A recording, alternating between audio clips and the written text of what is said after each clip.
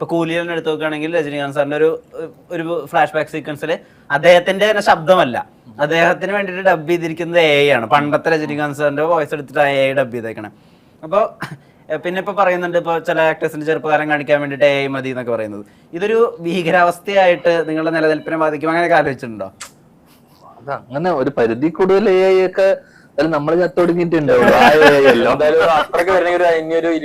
അതിനുള്ളിൽ നമ്മള് ഇനി വരുന്നവരാണ് ആലോചിക്കണ്ടേ. അങ്ങനെ നമ്മളെക്കാളും നന്ന ഇവനേക്കാളും നന്ന ഇവന്റെ എന്റെ അഭിനയിക്കട്ടെ. അങ്ങനെ നന്നാവല്ലേ ഉള്ളൂ. പ്രൊമോഷൻ എന്തായാലും നമ്മളൊന്നിരിക്കട്ടെ. അവരെ